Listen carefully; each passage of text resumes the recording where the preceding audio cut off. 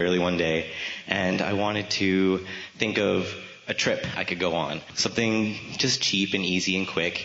And I'm like, well, I wonder what Abraham's doing.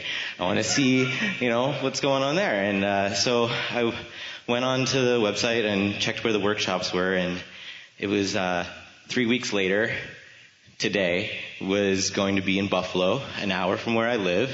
And I'm pretty sure you haven't been in Buffalo for a really, really long time. At least I haven't noticed. So immediately I was extremely ecstatic that you're going to be this close and this soon. And so I was just like, buy, just get the ticket. And so that's basically just a short story how I got here. And so an impulse, receiving mode, impulse, and not anything to write home about. Yeah. Not anything major. Don't write a book about it. It'll be boring. I probably could. Yes, but an impulse that led to something. And wasn't it satisfying when you woke up with the feeling and then got the next thought, then the next thought, and then found satisfaction? That was satisfying, wasn't it? Yeah. Yeah. And looking back again, also, I could just see the perfect timing of it all. Just the fact that I was just in that spot to think of it at that time. And anyway, so knowing that I was coming here, I'm like, oh God, I really want to be in the hot seat, because who doesn't? That person over there doesn't want to. Getting ready to be ready to be ready to be ready to be ready to be ready. And so apparently you're ready. And so I'm thinking to myself, well, what am I going to ask?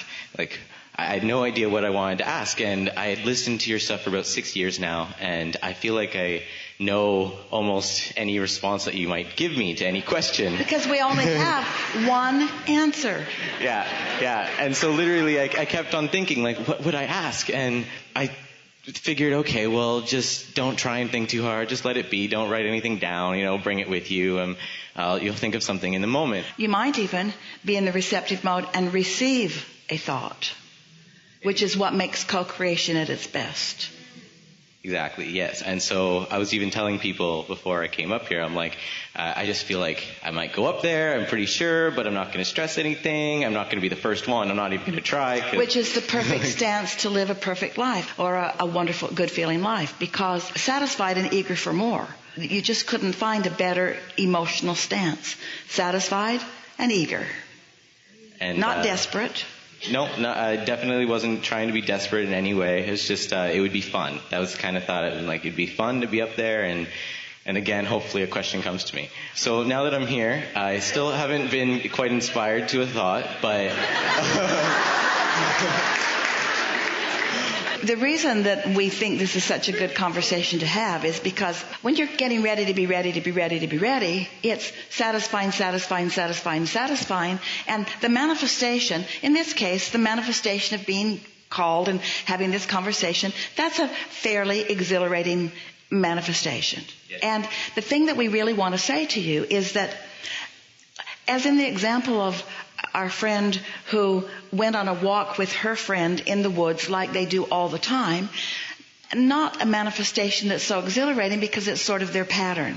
Finding a diamond in the bushes is a pretty exhilarating experience. But you got to be on the walk in order to find the diamond. And if she hadn't been ready for that and ready for that and ready for that, it's the vibrational readiness that we're talking about. It's not you figuring out where the right place and the right time are. It's the right vibrational stance. And we are just saying to you, the right vibrational stance is one of happiness, one of satisfaction, which means you got to find some way to feel good anyway. And that's hard for most physical beings, because without these things that they want, over here is where things have manifested in our example, and this is where most people are looking, and this is what you're cataloging and pigeonholing and recognizing and showing to each other, and this is what you are spending most of your time thinking about. And in doing so, you're introducing enough resistance with what's there and what's not there that you're not in the receiving mode, so that you don't have good timing. So you sort of have to stumble on things, stumble on a diamond in the woods. It's all right to do that. It's all right to stumble on them,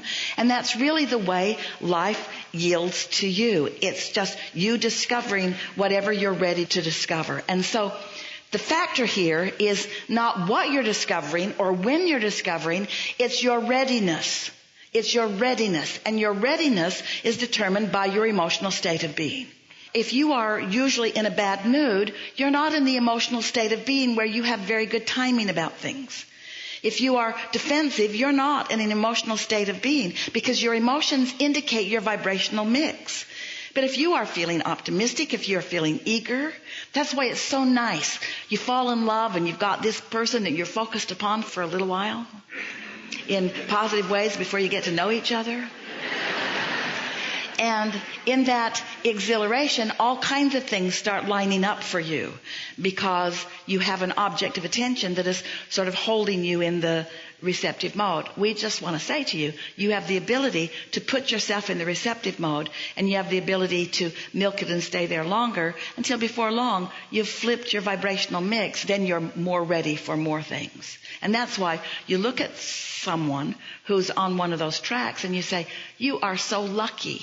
And often from your not tuned in perspective, you assign reason for their success. Oh, you inherited it. Or, oh, you were just lucky. You don't let yourself explain to yourself the real reason. And this is the real reason. You found some way to be in a receptive mode where you've got particularly good timing.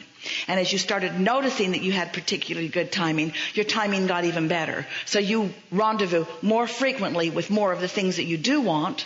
And then, of course, it gets easier and easier, doesn't it? It's not difficult, if you're living a lovely life, to focus upon the loveliness of your life. But you know, there are some people who are focusing really lovely lives in one aspect, and they still complain about the stuff and before long, the loveliness just sort of dwindles away. They don't sustain it very long, because you cannot focus in opposition to who you are and get what you're wanting. So we like that you had these thoughts in advance. We like that you received awareness of something. We like that the thought of something came to you and that it felt good. And we like that you managed the vibration of it enough that it came to a fruition. We think it's wonderful to be ready, to be ready, to be ready. And the things that are at your doorstep, the things that you are in the vicinity of receiving, it is so delicious for us to have awareness of what is in the process of unfolding for you. And you know, we stand in readiness, in sort of alert readiness, in pleasure of those points of timing when something explodes just a little further into your creative experience, because your creation is also our creation. And you know, that exhilaration that you feel, that's our exhilaration that you are in the receiving mode of. When you feel that exhilaration, that's because we've got our eye on you, and that feeling that you're feeling is the feeling that we're feeling. And for those moments of elation and love and appreciation, we are bonded in singular vibrational frequency. That's what that is.